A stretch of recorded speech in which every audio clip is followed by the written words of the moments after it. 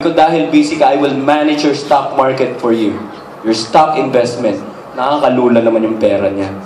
After a year, sabi niya, Daddy, maganda pala yan. Oo, kaya tumulong ka rin sa Peace Manila. Habang ako Alam niyo yun, gagawin naming lahat para ang Peace Manila would be a continuing event. Pero dapat gawin niyo rin lahat. Because the Peace Manila is not ours. It belongs to you. Please, starting today, even if you can't do it yet, be a member of the Miracle Makers Club. Dahil kung walang tulong ng Miracle Makers, noon pang nagsara ang Feast Manila. Do you want this event to continue on? Okay, I'll be sharing with you two powerful principles regarding compounding, regarding rebounding back. Are you ready? Number one, compounding is the hidden force of all success. Lahat ng bagay, big things starts from small beginnings. Who among you attended the Kerygma conference? Raise your hand.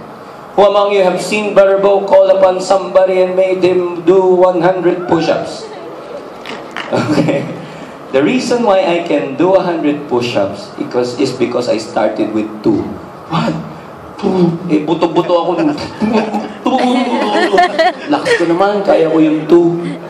The following day, kaya ko ng 3. The following week, I can do 10. The following week, I can do 20. The following week. Why will I shy out from the invitation to do the 100 push-ups when my secret is this? My maximum is 160 push-ups. Ba't ka matatakot sa 100 push-ups, diba?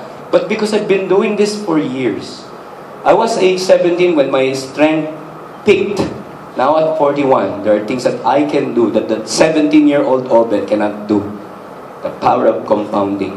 Alam nyo ba, pag nag-40 na ang tao, the muscles will start to deteriorate. I don't want that to happen in my life. Ang ultimate dream ko ay 60 years old na ako, dual citizenship, Filipino citizen, and senior citizen. I will enter a restaurant at pag maniningil na, bibigay ko yung aking senior citizen. Aawahin ako ng waiter, Sir, wala namang ganyanan. Bata-bata nyo pa eh. Taksa! Yun ang aking dream. Because since compounding will affect every success, ito nang kailangan. Therefore, there is a need to persevere. Sikapin mo, pilitin mong tibayan ang iyong puso. Tanging ikaw ang huhubog sa iyong bukas. Huwag mo sanang akalaing natutulog pa ang Diyos. Compounding. Ang buhay mo ay mayroong halaga sa Kanya. Huwag kang titigil. Kahit, nagpapakamatay ka na ba sa ginagawa mo? Lahat kami dito sa office lang, dadaya ng time in. Ano sabihin mo? Kayo yun. I'm a son of God. I will do the will of God and be good.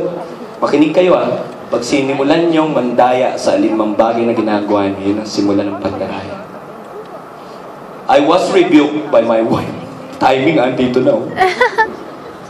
I surrendered drinking wine. Long time ago. Alam niyo yung kwento nun, di ba? Sa town nila Mami Joy, sa Atimonan, Quezon, pati babae pwedeng uminom. Kaya siya yung klase ng wife na, ano ba? Makisama ka naman, uminom ka. Sinurrender ko na kay Lord. Lahat ng mga misis gustong pigilan uminom ang kanilang husband. Ikaw naman gusto mo akong uminom. So wala makapilit. Hanggang naririnig ko binubuyo ng aking dalawang bayaw ang aking father-in-law. Kayo na lang ang pagpapainom dyan ay. Lahat kami dito iniyaya di talaga umiinom ay. Tapos gumaganon si Papa.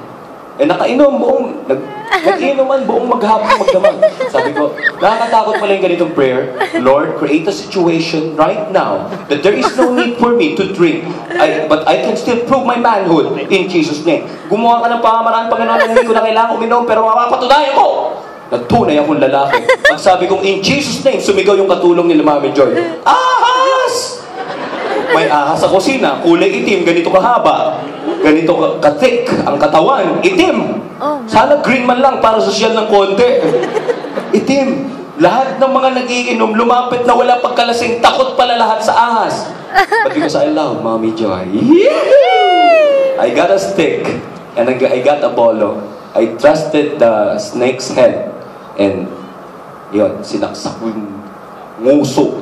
Sinalakab kong ganun yung patay. Tapos pumulupot pa sa kamay ko, kapal ng mukha.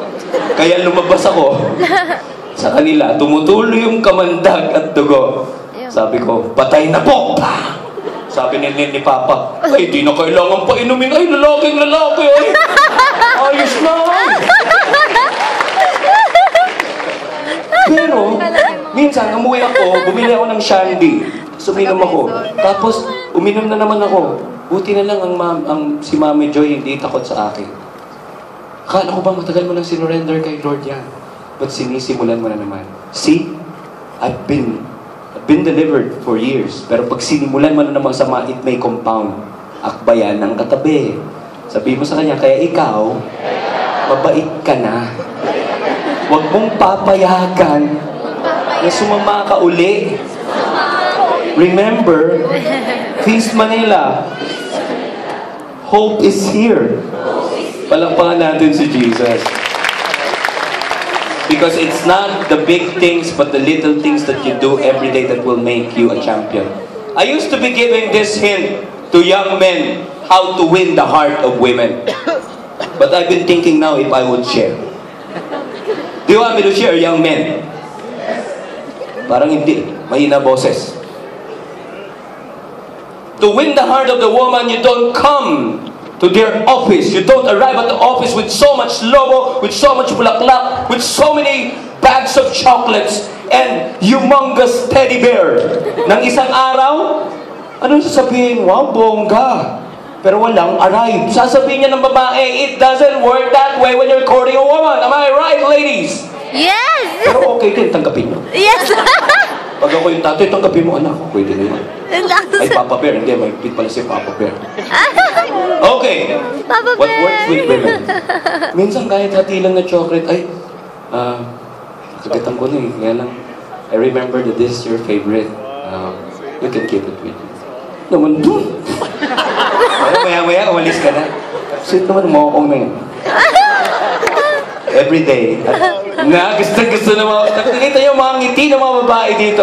Every day, a tidbit of love. But you won't say, I love you yet. A tidbit of what? Konting expression. O ano yan? Turtle dove. Kinuha ko dun sa Christmas tree, di ba? Kasi pagka-Epiphany na, dun binababa yung... Ba't binibigyan mo akong turtle dove? Kasi according to, na-google ko ito yung turtle dove daw is a sign that you want to be a friend forever. So, this is my gift to you. Uwi ang turtle dove. Ano yan? Turtle dove. Bakit? Turtle dove to Somebody wants to be a friend forever. Yan ang nangyari sa kanya, friend zone.